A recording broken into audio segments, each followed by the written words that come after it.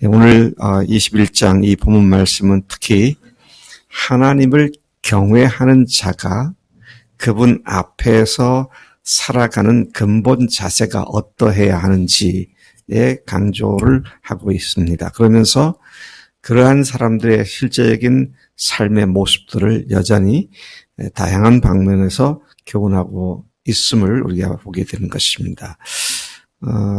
1절부터 3절까지의 내용은 우리가 잘 보면 하나님의 공의에 대한 말씀을 하고 있습니다.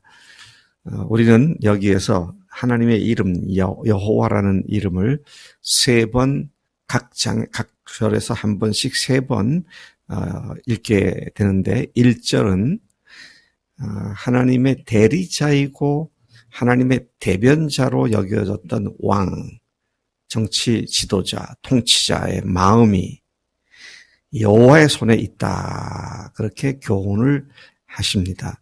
하나님께서는 왕이 통치하는 데 작용하고 있는 왕의 그 마음을 직접 하나님께서 다루고 계신다. 그가 행하는 일들이 사실은 하나님께서 그 마음을 주장한 결과다. 그런 말씀이죠. 현대인의 성경을 보니까 여호와께서 왕의 마음을 다스리며 그 생각의 방향을 도랑물처럼 그분의 마음대로 바꾸신다. 본물은 요즘 우리가 아는 말로 하면 저수지죠. 저수지에 물을 가두었다가 물이 필요한 봄철에 그 물을 논에다가 대지 않습니까? 우리 동네도 보면 전부 그런 물로 해서 각 곳에 도랑이 다 거미줄처럼 연결돼 있더라고요. 그래서 때가 되면 그 문을 열어가지고 도랑물을 대주면 그 다음에 각 집에서 자기 논에다가 물을 또 도랑물에서 받아가지고 그래서 관계수로라 그러죠. 그걸 관계수로.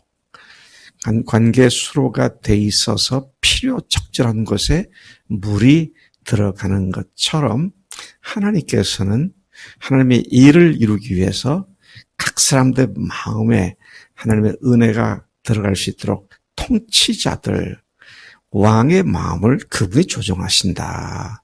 그런 말씀을 지금 하고 있는 것이죠. 2절 말씀을 가서 보면 사람의 행위가 자기 보기에는 모두 정직하여도 여호와는 마음을 감찰하시느니라. 하나님은 사람이 자신의 행위에 대하여 어떻게 말하고 합리화하고 정당화하더라도 그렇게 정직하다고 말을 해도 하나님은 그 사람의 마음을 꿰뚫어 보신다. 2절 말씀이 그거고요. 그렇기 때문에 3절이 뭐라고 말합니까? 공의와 정의를 행하는 것은 제사 드리는 것보다 여호와께서 기쁘게 여기시느니라. 그러니까 요즘 말로 바꾼 아무리 열심히 예배 생활을 한다 하더라도 예배 드린다 하더라도 정의와 공의롭지가 못하면 하나님은 기뻐하지 않으신다. 하나님이 기뻐하시는 것은 실제적인 삶에 하나님의 의로움을 드러내는 것이지 예배나 종교 생활을 열심히 한다고 그거 갖고 주님께서 기뻐하시는 것이 아니다. 그렇게 말씀하십니다. 우리가 생각나는 말씀이 또 하나 있습니다. 미가서 6장 8절 말씀이 구약의 여러 말씀 중에 굉장히 유명한 말씀이죠. 사람아, 주께서 선한 것이 무엇임을 내게 보이셨나니 여호와께서 내게 구하시는 것은 오직 공의를 행하며 정의를 행하며 인자를 사랑하며 겸손하게 내 하나님과 함께 행하는 것이 아니냐. 공의, 정의, 의 이것의 모든 판단 기준이 되시는 분이 바로 하나님이신데 그 하나님께서 그것을 행하시는 것을 너희들에게서 기대하고 기뻐하신다. 그렇게 말씀하신 것을 잘 우리가 기억하고 있습니다. 7절 말씀도 가서 보면 자기가 생각하는 자기 공의가 결국은 자기를 불에 타 죽게 만든다. 그런 말씀이 나오죠. 근데 그건 자기 정의, 자기 공의를 갖고 사는 사람들은 어떻습니까? 하나님의 정의에 행하기를 싫어하는 사람들이다. 그래서 여러분 참 자기 행위를 의롭다고 정당화시키고 합리화시켜서 자기 욕심대로 사는 것이 얼마나 무서운 일인지 참 우리가 조심해야 하지 않을 수가 없습니다. 12절에도 보면 의로우신 하나님은 항상 악인의 집을 감찰하시고 악인을 환난에 던지시느니라. 그래서 하나님께서는 항상 사람들을 감찰하신다. 감찰하셔서 그들을 반드시 징벌하신다. 그러니 하나님 앞에서 공의롭게 사는 것을 자기 공의로 대치시키지 말라. 이런 말씀을 경고하고 있는 것이죠. 자, 이렇듯 하나님의 정의에 대해서, 공의에 대해서 이런 여러 구절 말씀들이 나왔고요. 또 교만에 대해서도 또 두 구절이 말씀하고 있습니다. 4절에 보니까 눈이 높은 것과 마음이 교만한 것과 악인이 형통한 것은 다 죄다. 그렇게 말씀하십니다. 눈이 높은 것이 눈이 높은 이유가 교만 때문이다. 그런 말씀이죠. 나는 이 정도는 돼야 돼.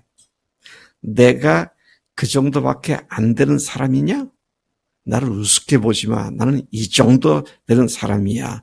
나는 옷을 입어도 이 정도는 입어야 돼. 나는 집을 사도 아파트를 사도 적어도 이 정도의 집은 사야 돼.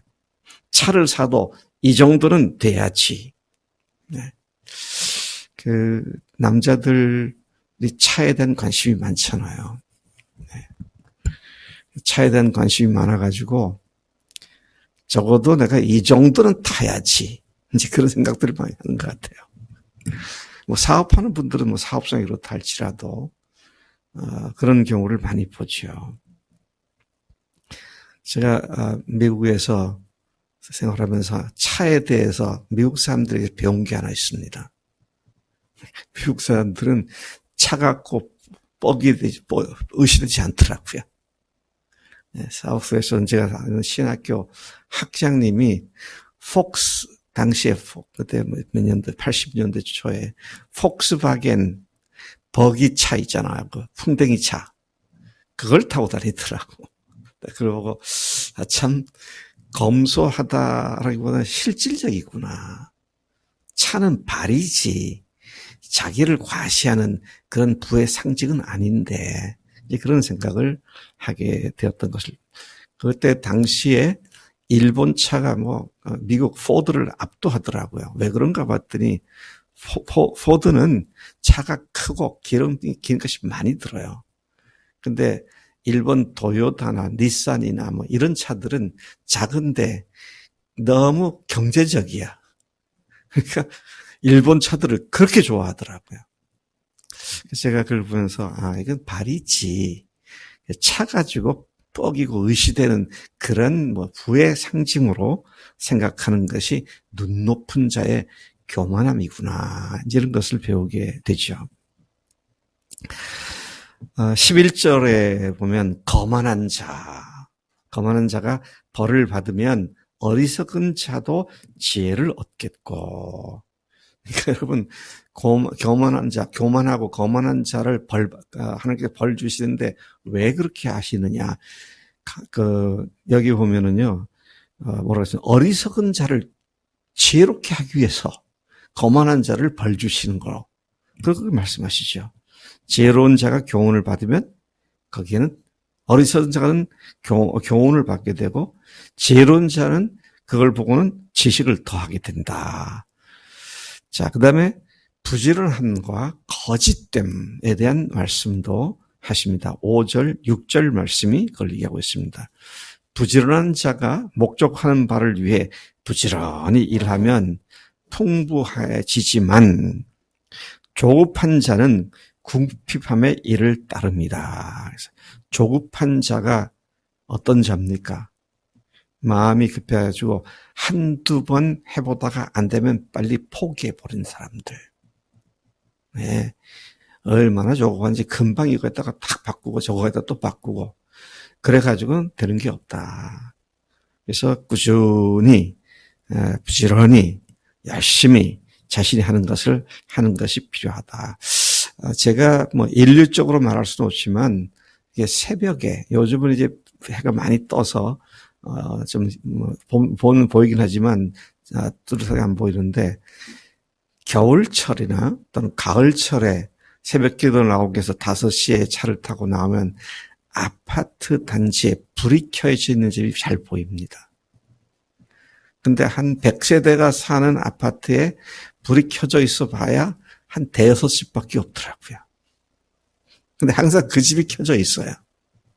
그래서 제가 속으로 야, 저 사람 부지런한 사람이구나. 잘 살겠구나. 그런 생각이 늘 듭니다. 여러분 남들보다 1시간 빨리 일어나는 것. 그래서 부지런히 일하는 것이 다른 사람들에 비해서 성공할 수 있는 비결이다. 이 사실을 성경은 계속 부지런함에 대해서 반복적으로 말씀하시죠. 6절에 보니까 속이는 말이 뭡니까? 사기치는 거죠. 속이는 말, 사기쳐서 재물을 모으는 것은 죽음을 자초하고 재촉하는 일이어서 마치 바람에 밀려나는 안개같이 잠깐 후면 다 없어져 버린다. 그러니까 정직하지 않은 방법으로, 그죠?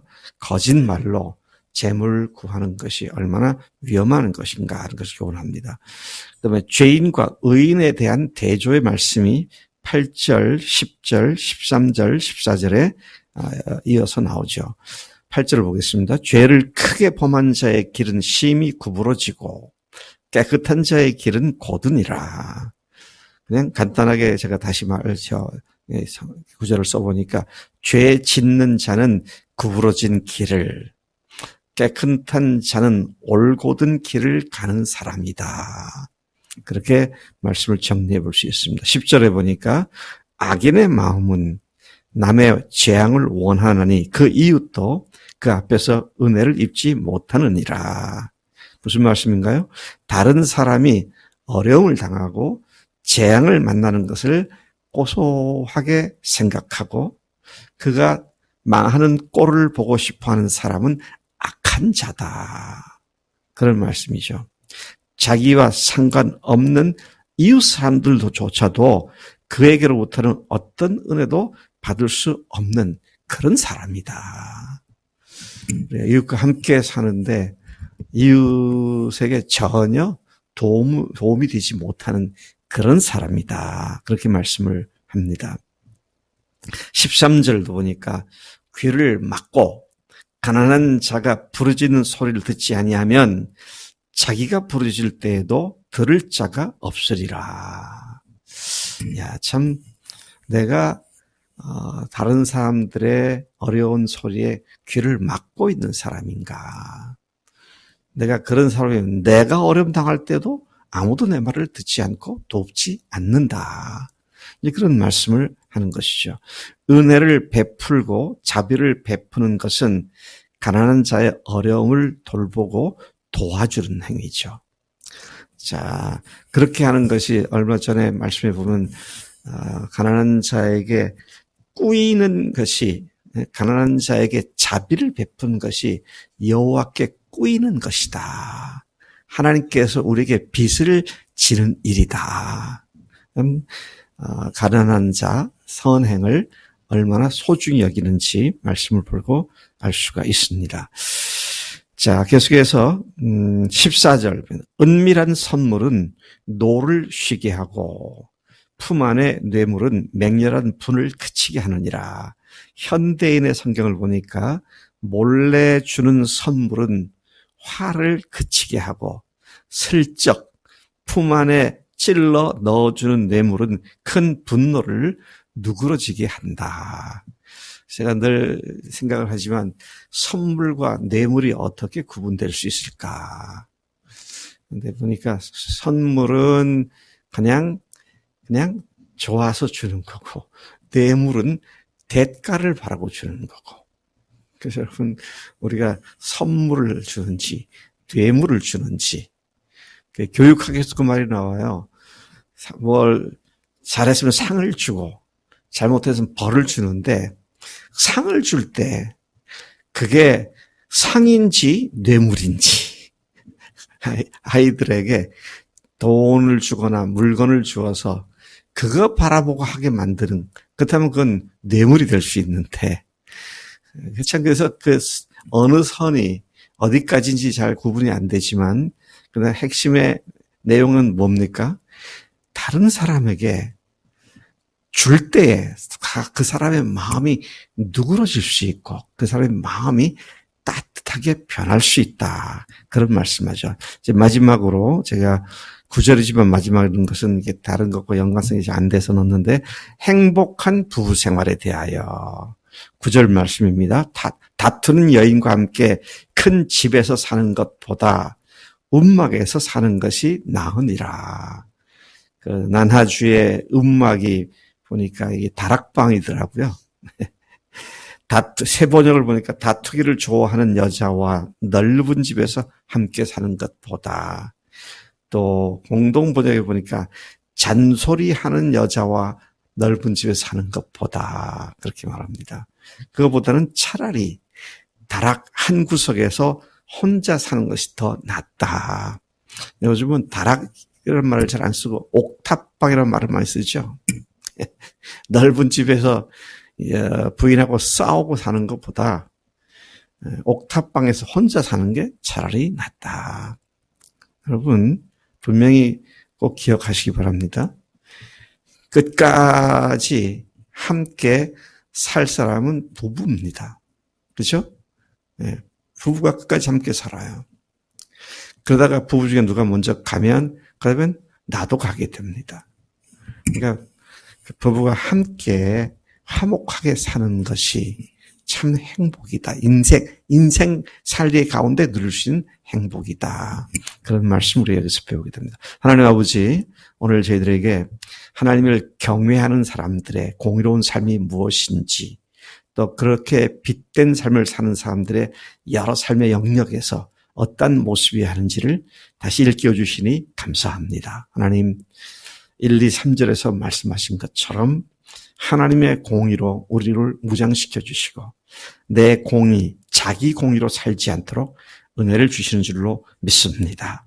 그 하나님 앞에서 하나님의 은혜를 따라 하나님의 의를 드러내는 우리의 삶이 되도록 인도해 주시는 줄로 믿습니다. 그렇게 살겠습니다. 감사합니다. 예수님의 이름으로 기도를 쌉나이다. 아멘, 아멘.